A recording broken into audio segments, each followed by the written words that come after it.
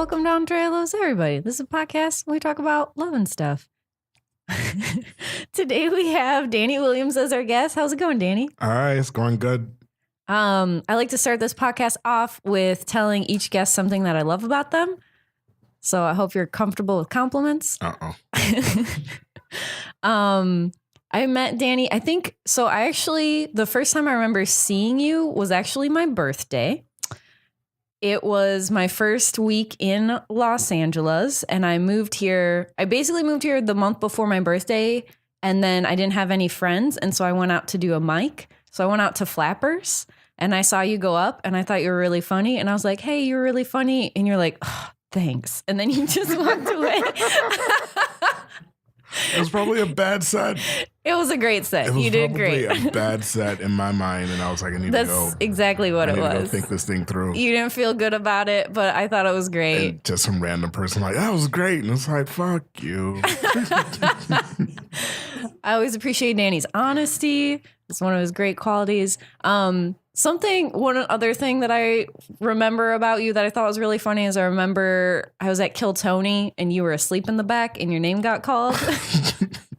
And you just went up and just like, you were so honest. Like you weren't embarrassed. You didn't apologize. You're like, well, I just woke up. Here's some jokes. And you were just so comfortable.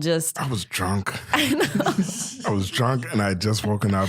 I've been going to Kill Tony for like 3 months and I wasn't getting up. Yeah. So I stopped staying awake. I would just take a nap in the green room. That's great. That was a fun night. It's a time saver. You did well. You had a good set. I'll admit to that one. That one was pretty good. Yeah, it was pretty good. So it was fun. But I think something that I like about you and something that I see in you is I think you're kind of like a pretty like noble person. Like you're nice to other people and you try to do what you think is right for other people. Like the other night when we were hanging out talking, there was a drunk couple that got in a fight. And instead of just being like, they're stupid, you're just like, well, let me just go and kind of see what's going on. And you wanted to kind of make sure that girl was okay because she was drunk and yelling a lot. And yeah, like there's something cool about someone that is willing to just be like, hey, I'm not gonna escalate the situation. I'm not gonna call names. I'm just gonna kind of hang out, make sure things are okay. Well, see, that was because someone had already escalated the situation. That's true. And I wanted to make sure I didn't have to bail him out of jail. That's a good call. Yeah. But see, look, that's a great friendship. I can't say anything about that. But yeah, you try to do what's right. And it normally ends up biting you in the butt. You shouldn't do it. If you see a couple fighting, you should just leave. Well, unless it's like physical. But see, I never saw them get physical. Yeah, I just saw exactly. A drunk girl, kind of drunk guy, and they were trying to figure out who was better to drive home. They're both going to die anyway. They're both drunk. That's not the right way to say it. No, you do what's right. When you see a bad situation, you try to help out. And a lot of times you can't because people don't want to hear from you. If you're fighting with your boyfriend and some stranger comes up and like, hey guys, you're like, get the fuck out of here. I don't know you. Oh yeah, exactly. Yeah, who are you? You want to fix this? This is 8 years worth of bullshit. You can't fix this in 10 minutes because I'm drunk looking for my keys. He had the keys. They were both drunk. Yeah. Yeah. And it's a weird thing. Some people have those relationships where they fight. And that's part of it, and they just accept that. Some people physically fight in relationships. I know couples and they just fight. This is what they do. That sounds horrible. Some people like it.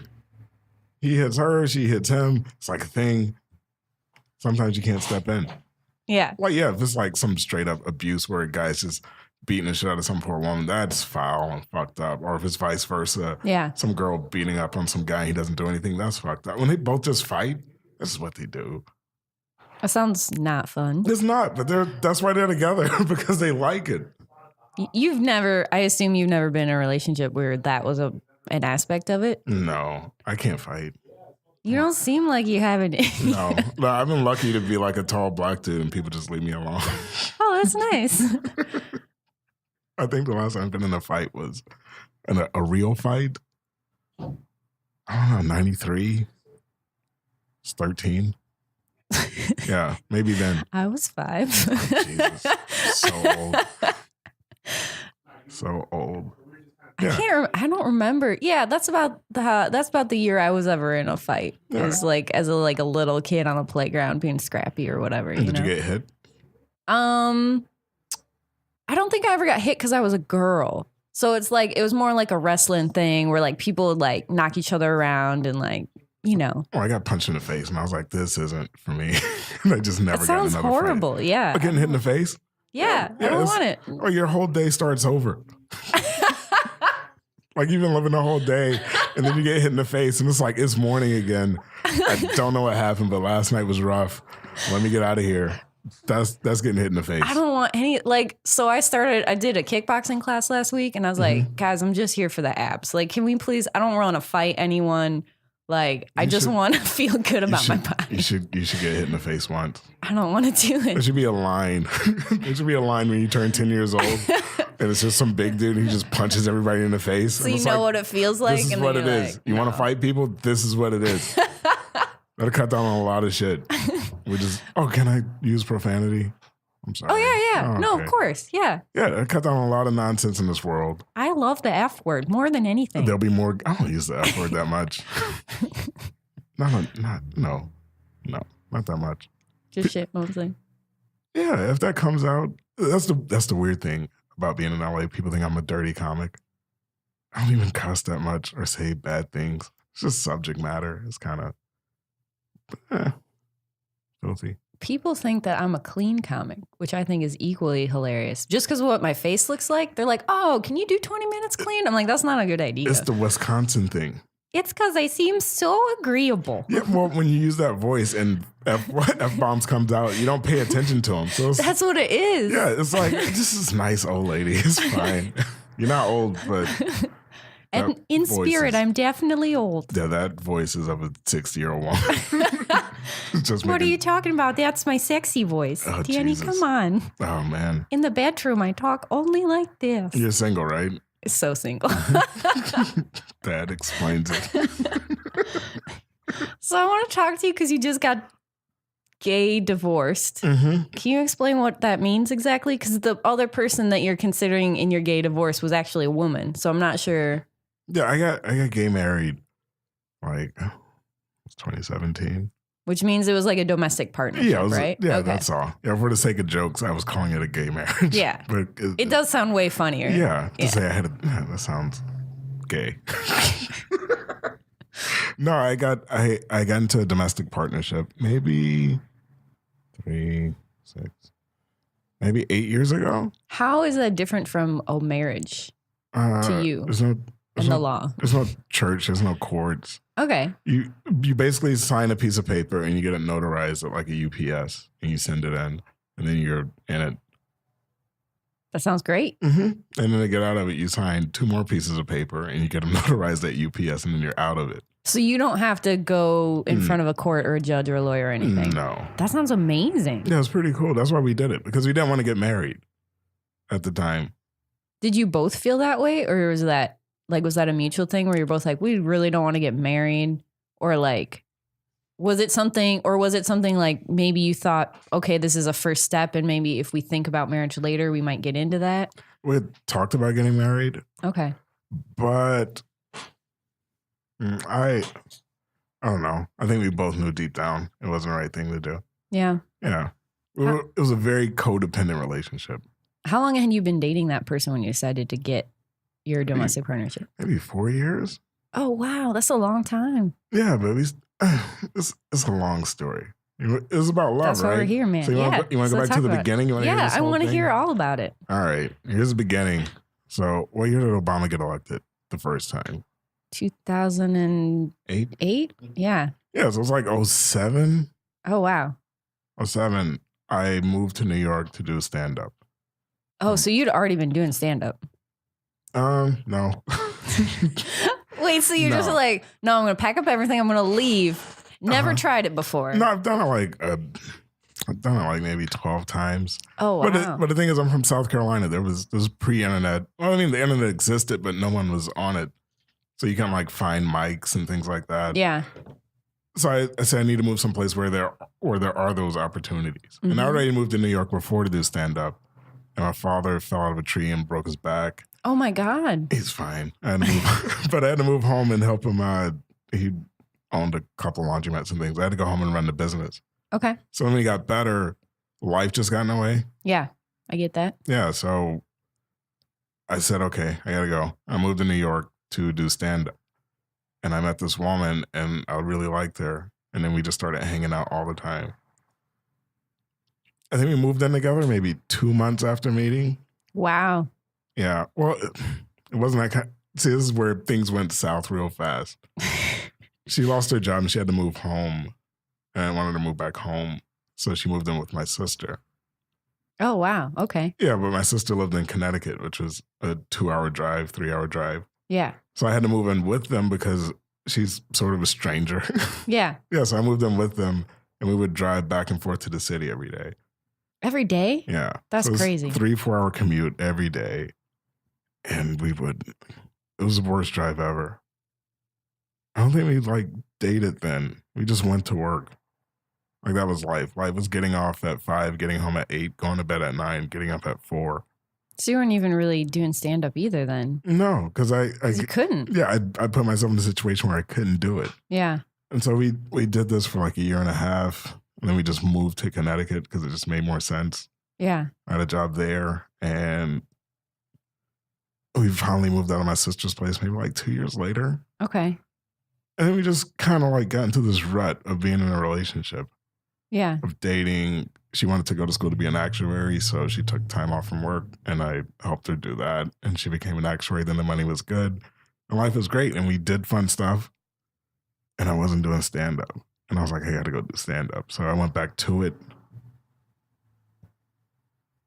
I don't know. I was going out maybe 3-4 nights a week.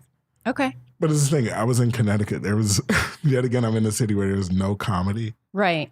So I had to commute again. So you'd have to go into New York or Boston. Yeah. Okay. So that's an hour and a half, 2 hours. So I would get off from work. So you're just gone. Yeah.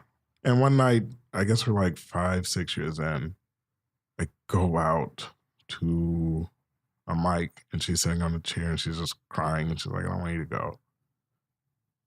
And I'm like, it's just a mic. What's going to happen if I make it? Yeah. And I got to go away for 2 weeks. And I was like, you can't do this. But we hung in for like another 2 years. And then I made the decision that I just had to go. Because at that point, she wanted kids. Did you feel like that was something that was best for both of you? No. I figured it was best for her. Yeah? Yeah. Because you got to do the right thing. Yeah. I was back to the beginning. I know. That's what I want to start with. But you have to, just because a relationship is good, doesn't mean it's necessarily good. I know exactly what you mean. You can get along with someone, but at the same time, they need to be happy. Yeah. Just because you're happy with them and it works out for you doesn't mean that you can drag them into your shit. Because I already knew comedy having flirted around with it. Right. So I know it's 10 years before you could possibly make a living. And that's 10 years of her sitting on that sofa every time I leave. Waiting for you. Just to fucking be able to go out and leave again, but this time I'm bringing money back instead of spending it. Right. So I had to go. And it's also, comedy is a career that more and more it's harder to make a living as a comic. Oh, yeah. It's like, it's getting worse every day. And so you felt like you had to go. Yeah. So I left. It was around what? It was pre-Halloween. Okay. No, it was around my birthday. That's around Halloween. It's like November 4th or something. How many years ago? 3. 3? Okay. Yeah, 3 years last November. And then you just got a letter in the mail? Oh, no, we kept in contact the whole time. So you guys you keep talking even after that? I stopped talking to her the day I filled out the paperwork because she got married like 2 weeks ago. Oh, wow. Yeah. So I was like, I can't talk to you anymore.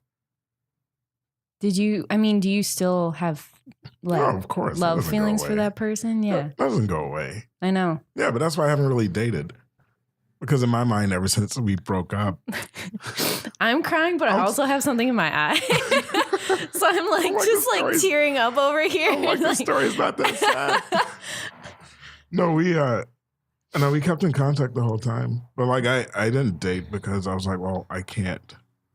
I'm still not in a position to be in anything. To date anyone. Yeah, because I'm gone Right. all day. Like I live with my sister again. It's weird. Oh, here? Yeah, she moved here like 5-6 years ago. Oh, shit. So she moved here. So she basically just kind of like. Yeah, she transferred her job over here. She's like the seed to your dreams. You're just like everywhere you need to move. You're like, I'm going to live with my sister.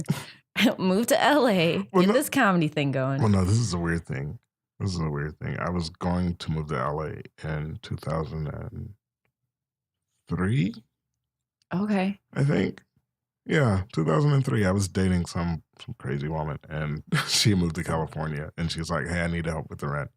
And I was like, cool, I can move out there and help. Because it wasn't anything serious. I was like, I'll do that for a while, and then maybe find a place out there and just stand up. Yeah.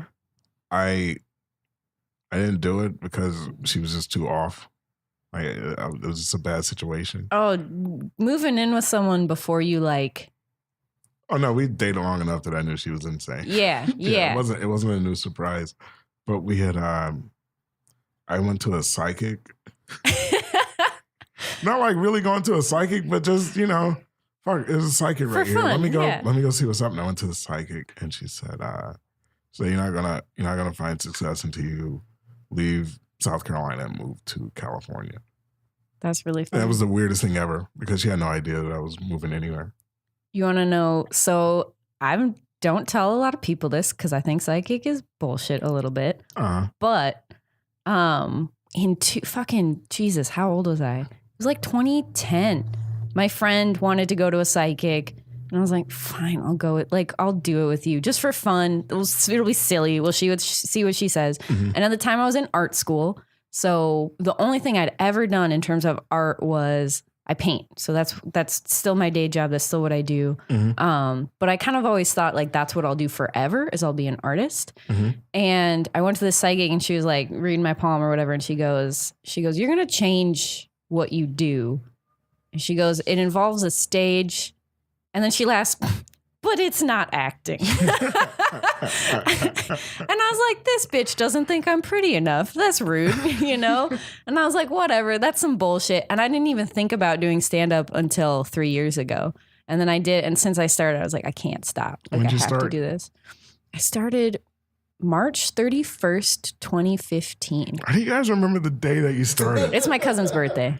Like, I did not know when I started. I know the Boston Marathon bombing happened after I started, but like within the same year. No, I just know because it is literally my cousin's birthday, so I remember it. That's so odd. So it's easy. Yeah. I get kind of jealous when people are like, "Oh, it's my comedy anniversary," and it's like I started, maybe 4 or 5 years ago. I don't know for sure. Well, you've been sleeping through mics. It's tough. It's been a lot of alcohol. It's tough to say. A lot of drugs. A lot of naps. Yeah, comedy comes with drugs. Yeah, it really does. It's a lot. Didn't know I like drugs. Now I love drugs. Drugs are amazing. Yeah? Yeah. What's your jam? Not weed. Okay. It looks like I like weed. I know, it does. Yeah. Don't like weed. It just gives you anxiety. Yeah, I don't really. I do. I microdose LSD every 4 days. Okay. That's not really doing drugs. That's like betterment. Do you feel better? Oh, when you microdose LSD? Yeah. Does it make you feel good? No, you take it and you just have the best day of your life. Do you have any hallucinations with it? No. You just feel good. That sounds amazing. Yeah. It is amazing. Do you have a crash after though? No, you just go home and go to bed. This is the best thing ever. It's like, why is this illegal? Like, you don't feel high. You just feel great. You remember how when you were little and Christmas morning felt? Yeah. Like you wake up like, this is going to be a good day. That's how every fourth day is when you microdose LSD. It's like, this is going to be a great day. You just feel good. You're in a good mood. You're kind of chatty. That's awesome. Yeah, but you don't freak out. You don't see the devil or anything. You just like you don't see anything crazy. You just have a good day. It was a good day. So I'm productive at work. But the only thing is it doesn't work with stand-up. Oh, really? It throws my timing off. How so? I don't know. It just does. I'm not funny on LSD days. Interesting. So if I have something big coming up and it's my day to take it, I won't. Okay. Yeah. But then I don't know, as a stand-up, I'm kind of stream of consciousness kind of person. Yeah, you're very present. That's something that I really like about you is like you can come into a room and you just acknowledge everything that's happening. It's because I didn't write any jokes. That honesty, though. It's me being extremely lazy. Yeah. But I mean, like, it's nice because a lot of times we have guys come in and they're not reading the room and they're not aware of the audience and they're just like, I'm just going to do my material and I'm going to get out. And they just, and I have days like that and it just never goes well. No, I've learned a long time ago. Whenever I do that, that never works. Whenever I go into a room and it's like, I'm just going to do the jokes, I bomb because it's not me. Yeah. And that's where I'm at right now. I think I'm at 4 or 5 years in. Yeah. Maybe coming up on 5. Now, what I realize when I'm doing stand-up is you don't do that. Yeah. Yeah, you write jokes and you do them when you got them, but that's not what you do. It's just being who you are. Yeah. And I don't know. That's the hard thing. Because you want to get there. You want to get to this point so you can get back to living your life. Because that's the screwed up thing about doing stand-up is you don't have a life. I mean, stand-up is your life. It's hard. It is. I make jokes that's like comedy's my boyfriend. Because like I get dressed up, I go out, I hang out, and then I go home and I think of jokes. And that's all I sleep with. Well, see, this is a weird thing. It's easier for someone like you. You're what, 28? I'm 29, but... Yeah, you're 29. I'm 37. Oh, wow. And I'm hanging out with 23-year-olds. I'm sorry. So, I mean, like I enjoy my friends and the company. Yeah. But at the same time, I want to be in a different place. Right. I'm 37. I want to go home. I want to go home and go to bed at 10. I know. Like an adult. I want to watch USA. I want to watch Burn Notice. Is that still a thing? Like Burn Notice. Dude, I used to fucking love that show. Yeah, Burn Notice was a thing the last time I was living a life. And I found it and I was like, I love this shit. And then I started doing stand-up. I don't know what happened to Burn Notice. You know what's weird? I get fucking bored in my house. Like I used to be the person before I started doing stand-up. And this is part of why I started is I would go home. Mm-hmm. I would paint all night, like watch TV or whatever. But I've always been someone that like, I'm antsy. Like I'm not good at sitting still and watching movies. Like, can we watch movies and also do stuff? You know, can I embroider and then you watch a movie? Like even when I'm in a couple with someone, I'm like, okay, this feels like a waste of time. Like, you have really bad ADHD or ADD. Oh, I think I probably do. Yeah. But like, it's really productive if you can channel it. How do you do that? I make art all the time and I work on stuff and I do stuff. So like I just bring stuff to do when I go places. But see, you do stuff. You're still being constructive. Yeah, that's how I manage my You're being constructive. I get obscene energy. Destructive. It's like I don't have anything to do. Let's go get drunk and smoke cigarettes. And then somebody shows up with drugs and it's like, let's do those. And then it's Thursday. And your week's a blur. I think it's how my brain is wired because my dad was a drug addict. Uh-huh. So I think the same drive that makes you like drugs is also the kind of drive that makes you like. Well, let me be honest. Like achievement. I don't like a lot of drugs. Yeah. Before you think I'm some kind of degenerate. I don't think you're an addict. No, I don't think you're an addict. Like you're just someone that just like hangs out and you do stuff. And, I'm too old to do coke. My heart would probably just blow the fuck up. Coffee freaks. Yeah, I can't. Yeah, no coke. A lot of Molly. Molly's so good. That's something though. There's also some like every drug things I do that enhance your mood. Is therapeutic. Yeah, I was gonna say. I don't do anything hard. I don't like Adderall. I don't want to do any of that stuff. No, Adderall just makes me want to like work, and I'm like, oh the fuck, I want to work. It's like, why am I gonna take drugs that made me want to go to my day job? I hate that place already. And I'm gonna take a drug that makes me want to do it. No. So something I want to ask is, do you feel like that? Because it sounds like this person was someone that you really loved and someone that you cared about. Like, do you feel like stand-up is worth it? No. But this is the thing. Stand-up is not worth it. But at the same time, I would have resented her forever. Yeah. She knew it. Like, that was one of the things she said after we split and, we were conversational again. She was like, I get it. Do you think it's possible to do stand-up and have meaningful relationships? Yeah, if I would have done it like I was supposed to at 22, then yeah, because I would have been someplace different or quit by now. Okay. But now I'm 37, so I'm dating 37-year-old women, and they're like, you got dreams? You know, it's like, what the fuck are dreams? You need to go to work and give me babies. Like that's the women that I'm around now. They're older.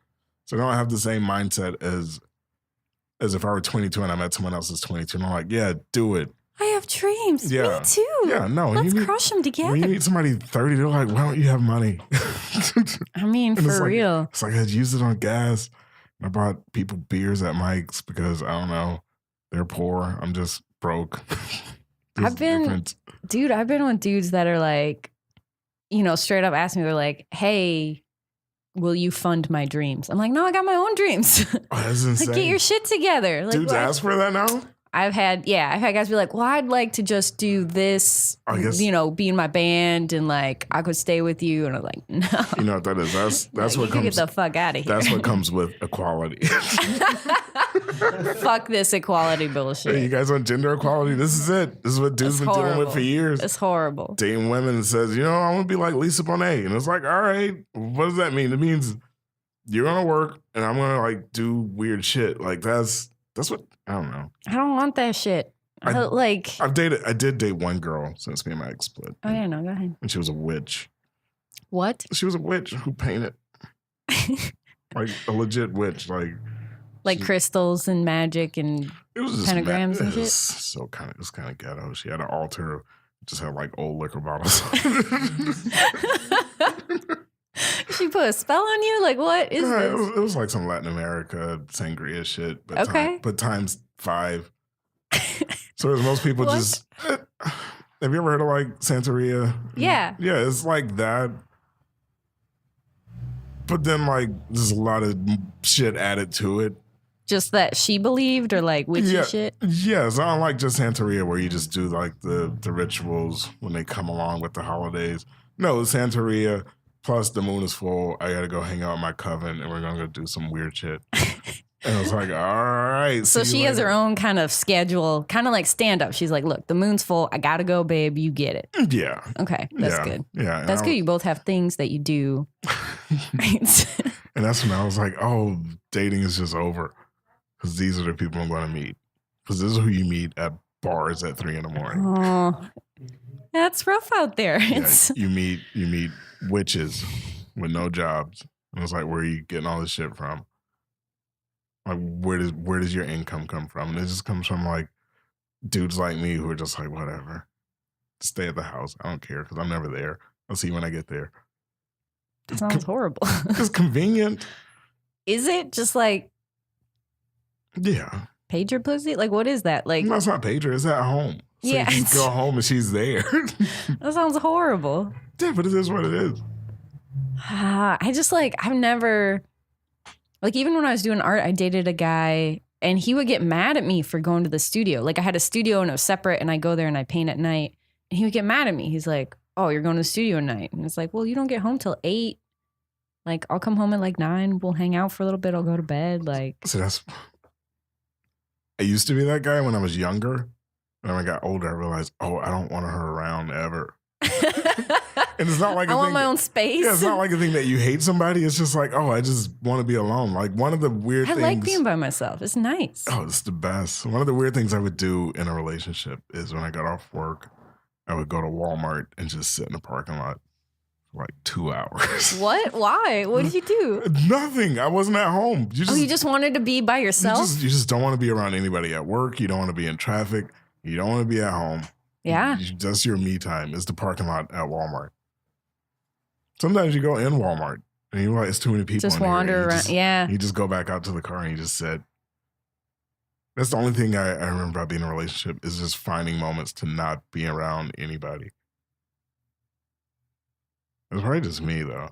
No, I think everyone feels, I think there's something weird that happens in like all these movies and all this shit. It's like your partner is your best friend and you do everything together forever. And it's like, no, I don't. Sometimes I want to be naked all day and I don't want anyone to touch me. Like sometimes that's what I want is like, I just want to be like, I live by myself now. And it's the first time I've been able to live by myself in like Jesus, because I dated this dude for 4 years and then I had roommate for a year. It's So good, it was right? like, You can cook bacon with no shirt. oh, fuck yeah. I don't wear, like, I mostly don't wear clothes in my house. And it's amazing. Like, I get shit done. Like, that's what I used to do. You don't need pajamas. No. As a guy, you need boxers because balls, they knock around. Yeah, no, I like the sports bra thing because the same thing, like you know, you just crunch rock. your titty and it hurts, but I never crunched a titty. it's kind of like crunching your balls. Like they're really sensitive. I don't know. I think a ball is worse than a titty. Probably way worse. Yeah. Yeah. All right, Al can't talk out loud. Oh, sorry. There's no Al here. Albamani, our producer's hanging out, taking pictures. He's just being like a mime. It was kind of weirding me out. This tea's got some stuff in it. So. Are you microdosing today? No. Oh, okay. No, I'm off until next week. Oh, that's good. What's else on that list? Oh, well, something I was going to ask you is have you been in love with anyone since? No. No? No, I haven't cared about anyone enough. Because right now I'm just really selfish. Yeah. Right now it's just stand up. That's the goal. Is to be the best that I could be. And the bad thing is it's so hard to get good when you can't get stage time. It is really fucking hard. And which is why I moved here, because I can get more stage time here, and I'm getting more stage time, but it's not quality. I mean, you got to go out. If you go out to the OC, that's why I recommend you for that Riverside show. Oh, yeah, I'm doing it twice. Yeah? Awesome. I'm headlining there on the 26th. Dope. And I'm doing it again on July 16th. That's awesome. Yeah. Oh, that's probably for the mic. Yeah, July 16th is a mic. Yeah. And the 26th, I'm just headlining a Friday show. Yeah, that's awesome because you'll get to do 20 minutes. There's real people. It's really fun. It's like, you got to get out of the city is great for like improving, and then you got to leave and get real stage time. Yeah, well, I got a monthly room up in the mountains in Bishop. Oh, really? Yeah. That's fun. Oh, I shouldn't say that out loud. It's like a person. Oh, yeah, don't tell anyone. Yeah. I'm sorry. Oh, yeah. We could cut it out. Yeah, thank you. Yeah. Yeah. We No, I cut that out. I do occasionally. I'll do a show out of town. Okay. And that's where I get to stretch. And that's feels where good. Yeah, that's where I get to feel good and work out what I need to work out and make sure it works for regular people. Yeah. Because people in LA aren't regular people. No. They got weird views. They're ultra liberal. Look, I'm as liberal as they come. I'm black. You can't help but be liberal, but at the same time, shit.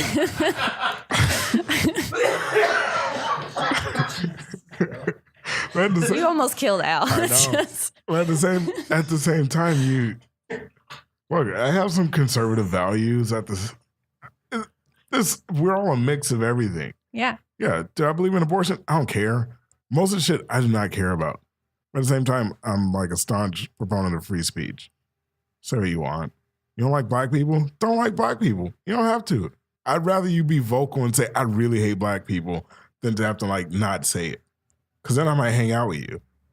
And you might hang out with me just because you don't want to offend me. Offend me and say, I don't like black people. And I'm like, cool, I don't need you in my life and I can not hang out with you or support you. Have you had situations where you hang out with someone and you feel like... No. how does that happen? No, but I mean, it's the thing where people go to a bar and they'll like, I went to this bar and they discriminated against me. You know, they should be more inclusive. You know what you should do? You should just not go back to that bar. Yeah. Don't give me your money. Yeah. Because the thing is, in the 60s and the 50s, when black people were fighting for civil rights and wanting to go places, we weren't allowed to go anywhere. Yeah. Now it's all about money. Capitalism is so big now, you could go, whoever wants your money, you go there. And if they don't want your money, don't give it to them. Give it to me. If you want to go out, give me $20. I'll take you out. You'll have fun. It's going to be a lot of booze and a lot of drugs, but you will have fun. Look, he's got liquor in the back. It's pretty sweet. See, and that's another thing. I don't drink that much. I just drink enough. Yeah, but I have severe anxiety. What's this for? What is that? Money. I'll give me a quarter. That's not taking you out anywhere, Al. You can put this in the meter. You can put this in the meter for a stranger. And do the world some good. No, what are we talking about? Money. Money. Yeah, it's all about money now. Yeah. You I don't know, people get mad at Chick-fil-A, they get Yeah, don't go to Chick-fil-A. Yeah, it's delicious, but it's not that delicious. It's not hate delicious. Like, it's good. Like, I went to Chick-fil-A after all the nonsense, and I was like, you know what? It's not that good now. It's not that good knowing that they just hate everybody. It's too much work. Well, if they're Southern and they hate the gays, they probably hate me too. So that's a hateful ass sandwich, and I don't want to eat it. I'll go a lot of other. KFC has a chicken sandwich. KFC has always loved black people. I will just go to KFC and imagine it's. Can we get a KFC sponsorship for this? Can we? Okay, cool. You don't want a KFC sponsorship. That's what you're doing on the decline. You don't want a KFC sponsorship on the way up. That'll look bad. I mean, I'll take what I can get at this point. Let's be honest. Don't take KFC. Take Carl's Jr. Carl's Jr. is even worse. I don't want any of that. No, I went there the other day. Carl's Jr. I got the $5 box. That shit's illegal. They shouldn't sell that to people. Is it not food? It's barely food. Oof. It's barely food. It all tastes like Cardboard. No, it's worse than cardboard. It's awful. I don't even know how to explain it. I was raised with like the all organic, we grow our own food in our garden kind of people. That's where I come from. So I can't really do most fast food. I can't do any of it. I could do it. I grew up in the country and we had a garden. Yeah. And my grandmother would kill chickens. And my father would hunt animals and we just eat them. At the same time, I like Burger King. That's fair. So I'm gonna bring it back to love. Love. I'm sorry. No, that's totally cool. So I do kind of want to ask, like, where you come from, and like, do you feel? Did you ever feel? I guess what I'm asking is, like, you kind of talked a little bit about feeling like you might resent this person for like keeping you from your dreams. Did you feel from your parents like that they had a good relationship, or that they might have missed out on things, or did you see other people missing out on things that they wanted to achieve because they chose to stay in a relationship? And is that something like, where did you get that idea, or was that? I mean, that's just me knowing how I am. Okay. But how do you bring it back to parents? Like my mother, she was a teacher, and then she had 2 kids, and she was like, no more kids, can't teach. Oh, really? Yeah, because she didn't. Kids at home and kids all day. It's a lot. Yeah, she was like, no, I'm not doing that. Our father, he was in law school, and then they had my sister, and so he had to drop out. Oh, wow. Yeah, so they both kind of, didn't follow through on what they wanted to do because of love and family and things. Me personally, I didn't want to be a deadbeat. Because both of my parents have degrees. They're educated. They have great jobs, great careers. I didn't finish school. Oh, wow. Yeah, I got kicked out of one and kicked out of the next one. For doing what? Just not going? I'll tell you off air. Oh, okay. I'm sorry. No, it's all good. There's some stories behind that. No, I couldn't finish school, so I had to like scrap and fight just to get a decent job. So I know this is gonna sound shitty, and I don't mean it to be shitty. I know I'm good enough to make it and stand up. That's not shitty. It's kind of shitty. In fairness, I did have a dude look me in the eyes once and tell me that he was good enough to be the best, but he was afraid he would cheat on me. So like he didn't have confidence to date me, but he had the confidence that like I'm going to be something big one day. And that was a weird thing for me. Yeah. But I think that's the only time that I've ever felt like that's not an okay thing to say. I think everyone who makes it has to believe that they can. Otherwise, you'll never even try to. Well, that's the thing. You need a fair amount of delusion to do anything in the arts. Yeah. Any art, you need delusion. You need delusion to do it and enough delusion to keep doing it to get better. Yeah. But I have delusion, but at the same time, I'm a realist. Because if I just was awful, I would have quit a long time ago. And I'm not making a lot of money doing stand-up, but I survive off compliments of others. So I mean, keeps you sustained. well, I keep a in your tally. soul. Like every time I do a show and there's people outside afterwards and saying, "Hey, good job, good job, good God." Oh, good job." really? It's like, okay, they think I can make it. They think I can make it. Oh, that's so nice. But I don't have the esteem. I use the esteem of others to feel my own passion. But at the same time, like in going back to the parents thing, they weren't able to do what they wanted to do. Yeah. And I don't know. They want the best for me and my sister, and she's accomplished a lot. And I've kind of done nothing. And I need to do something. What do you...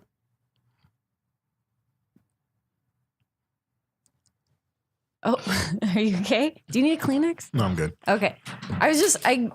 I think something that I ask is like,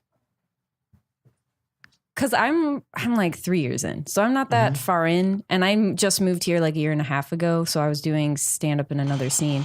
But like when you move out here, there's all these things that you have to do, right? That you don't have to do in Milwaukee. Like you gotta get headshots, and you gotta get a fucking website, and you gotta like do kind of some things and play this weird game, and it is weird too to see people that have been out here for a really long time and they don't feel like they're where they want to be. Mm-hmm. Like, how do you work through that fear? You just keep going. I mean, I'm not where I want to be. At the same time, I don't think I'm ready to be where I want to be. And I think I'm right where I should be, if that makes any sense. Like you're always going to think you're better than you are. Yeah. And the reason, and then you listen back to the tape, you're like, oh, fuck. That's why I don't. But I mean, you're going to think you're better than you are. And your friends are your main source of anything you get here.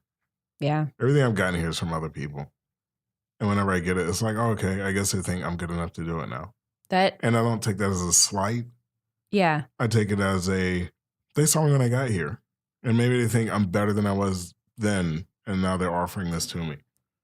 There's no better feeling than someone texting you out of the blue and being like, hey, do you want to do my show? And it's like, oh, they think I'm good enough. Exactly. And so it's just like, oh, I can keep going. It's a little something. Because I don't follow any of the rules here. I don't ask for anything.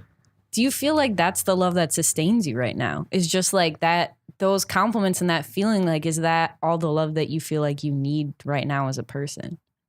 I have friends. Yeah. And I'll be honest, I haven't had friends since middle school. Like real friends, people that you can call every day and bother and just be like, what do you think about this? I don't think I've had real friends in my adult life. Like I had adult friends. Yeah. People you'll hang out with, but they weren't friends. Right. And now in the past year, I've made like 3 or 4 solid friends. That's nice. Like people, if I'm in shit, I can call them. Or people I just want to talk, I can call them. Yeah. Or people I can hang out with and we don't have to talk about anything of any importance. It's just a hang. And that fills a big gap. Because I'm not gonna lie, you get lonely. Yeah. Because it's like biologically you want to be with someone from the opposite sex. Your body's telling you, hey, you shouldn't be home alone. There should be a woman here. Let's go out on the streets and beat one in the head and bring her home. Like that's what your body's saying. It's like, go drag her home by her hair if you have to. But in reality, it's like, why I can't do that right now? Because it's like I've met people that I've been into, and then it just always feels like a mistake. It just always feels like I can't be there. I'm never gonna be there. I'm home 2 nights a week, and those are nights I go to bed at 6. Like those are the nights where it's like I've been out all week. I just need to fucking sleep. So there's no time for actual moments. Because I'm like a 22-year-old who could not do comedy for 2 weeks and just get back. I'm 37. I can't take nights off. I'm 10 years behind everybody else. I feel like, too, something that I think about a lot is I feel like people think about love as like something that you just have.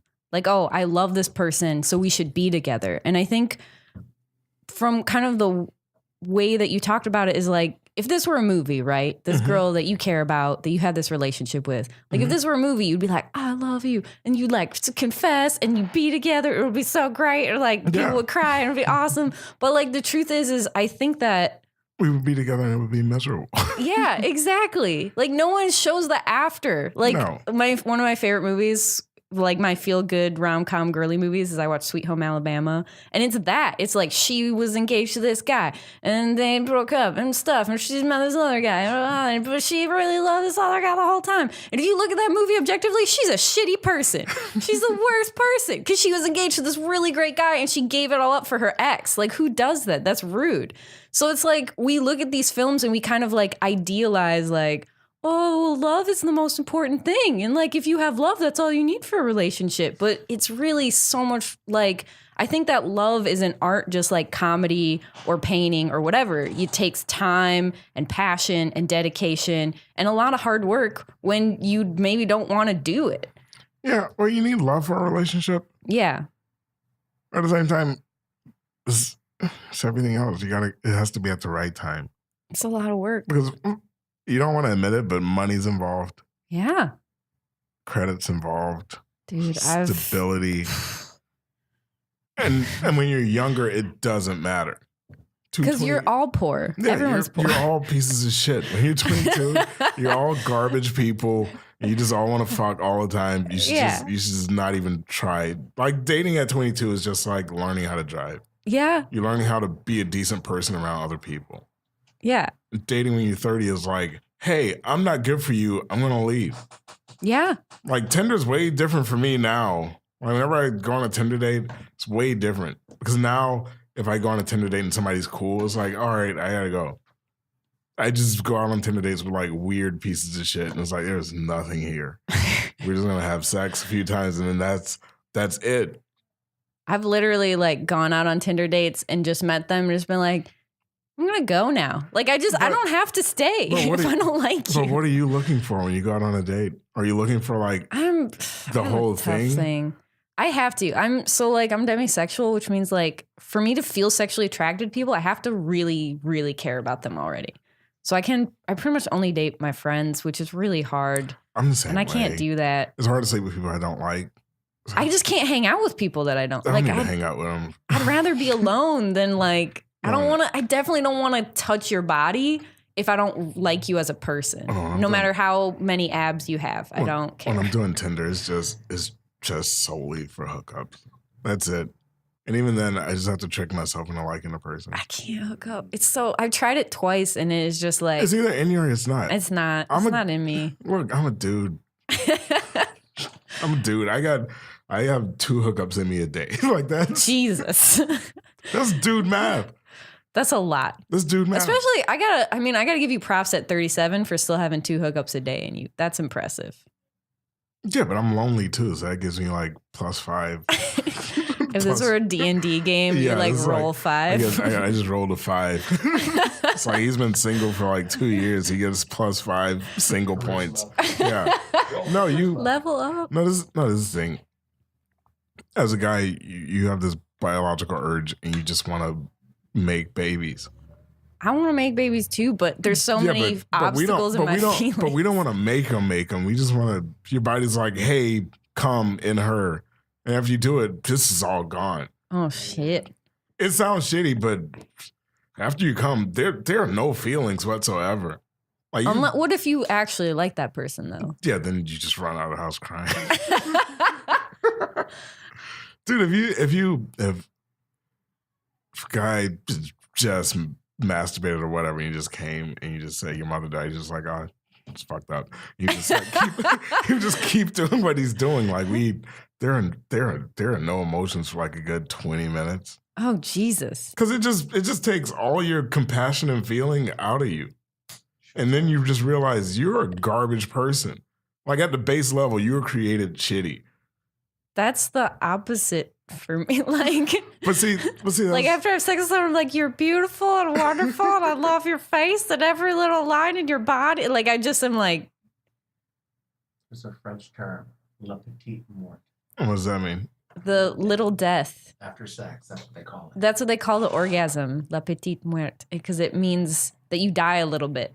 It's like dying for a little bit is the moment of coming. I believe that. I heard that before. That was at the end of a movie. Oh. Yeah. Not that. What was that movie?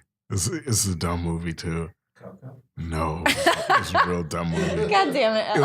It was a kid and play movie. House Party? No, the other one School they did. Days? No, Sorry. No. it was School Days, but it wasn't called School. Class Act. Class Act. That's it. Yeah, it was at the end of Class Act. That was like the question he had to answer in a knowledge bowl. Oh, okay. Like quiz bowl. Yeah, it was during Shakespeare. It's like, what do you call an orgasm? They were like, it's a small death or something. Yeah, no, it's a death. I mean, as a guy, you're like just prone to like, you just want to come in women.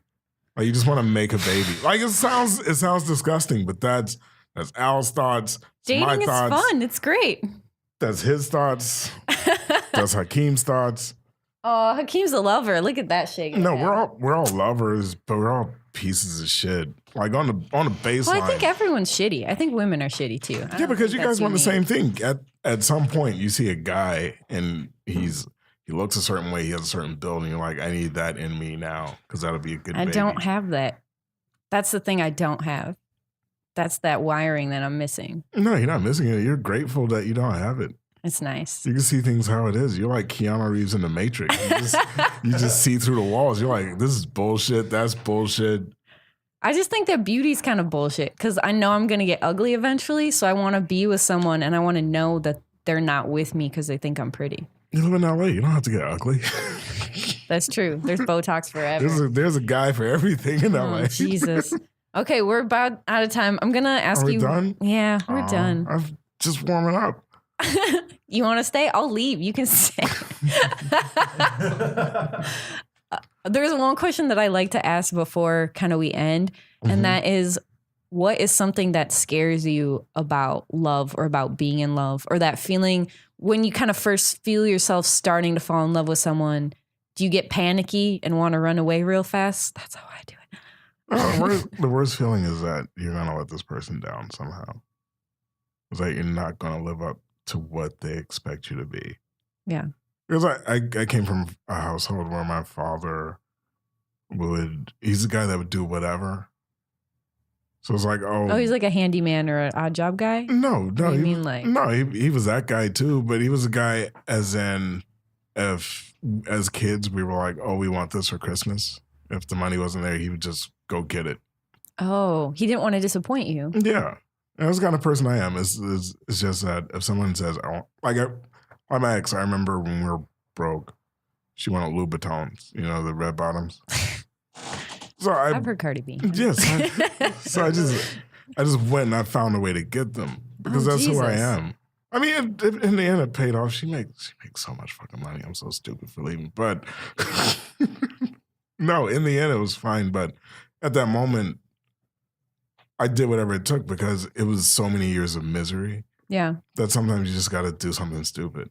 Like you can't. When you're poor, life just sucks. It's horrible. And even when you're with somebody, you just figure out ways to have fun because it's just so shitty. So I mean, my thing is when I meet someone is, can I be the person that they expect me to be? Yeah. And then even then, if everything goes wrong, because everything could be going right, you have a great job and a ton of money and cars and a house and all that could go like that, with just one weird chain of events could send you down to nothing. Yeah. And it's like in that moment of nothingness, can I be the person they need to bring them out of it? That's a lot of weight on your shoulders. Yeah, but that's how I am. I mean, I'm a dude from the South, so as I was raised super religious in the South, and the whole thing drilled into you in your head as a guy is you need to be able to bring your family through anything. But do you feel like now the way, feminism or whatever, do you feel like you equally want that in your partner? Do you feel like... I mean, do you still feel like that is mostly your responsibility? But that's the thing, I'm that guy in all situations. So, it's not even just in relationships with women, it's with my friends. If my friends are broke and I don't have any money, I'll give it to them. Yeah, I'll give my friends my last and they think that I'm fine. And it's like, oh, here's $50. And that could be my last 50 and I have 10 left. But it's like, I'll figure out a way to get it. Yeah. Like, I've never been hungry. I've never gone a day without eating. I've always found a way. So, I mean, if they're negative 30 and they need 50 just to get their head above water, I'll fucking do it. Because I've always made a way. I've always plowed through and figured out a way to do what I need to do. Or I've just been lucky and shit just landed in front of me. And it's like, thanks, whoever. I think it goes back to that nobility thing. I think it takes a lot of internal strength to be that fearless, you know? Oh, to get that strength, you just have to be broken alive. You just have to get drugged down through the mud so much that nothing phases you. I think That's what makes you tough. I agree. I think that's a good place to stop. Thank you so much for coming, Danny. Oh, cool. Thank you guys for having me. Do you want to tell people where they can find you? You can find me on Instagram at trunkliquor. You want to spell it? TRUNKLIQUOR. You can find me on Twitter at trunk_liquor because some asshole is squatting on it because I made up the name before I secured any rights. You can find me on Facebook at Danny Williams amongst 3 million other Danny Williams.